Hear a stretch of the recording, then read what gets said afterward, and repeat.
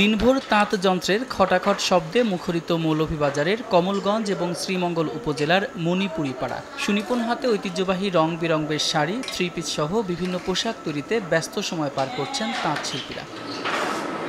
মণিপুরীদের তৈরি এসব পোশাক শুধু দেশেই সীমাবদ্ধ নয়, বিদেশেও বাড়ছে চাহিদা। অন্য বছরের তুলনায় এবার ঈদে ভালো বিক্রির আশা করছেন মণিপুরি পাড়ার তাঁত শিল্পীরা। তবে এই শিল্পের উপকরণের দাম অস্বাভাবিক বেড়ে যাওয়ায় লাভের মুখ দেখা কঠিন হয়ে পড়ছে বলে দাবি তাদের।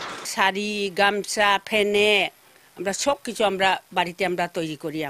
শাড়ির দাম হইল 5,500 টাকা নিচে নাই, এখন মিনিমাম 21,000 পর্যন্ত আছে। এই শাড়ি তৈরি করতে শাড়ির সুতা এবং এর উপকরণগুলো প্রচুর দাম।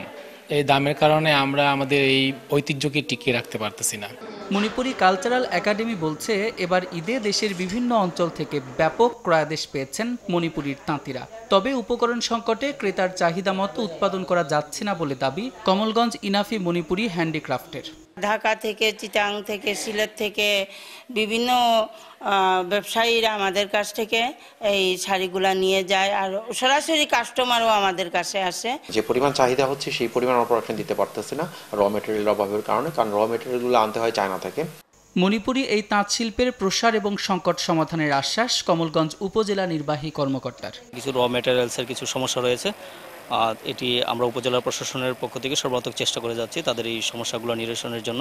মৌলভীবাজার জেলায় প্রায় 1 লাখ মণিপুরীর বসবাস, এর মধ্যে 80% নারী জড়িত তাঁত শিল্পে। সময় সংবাদ, মৌলভীবাজার।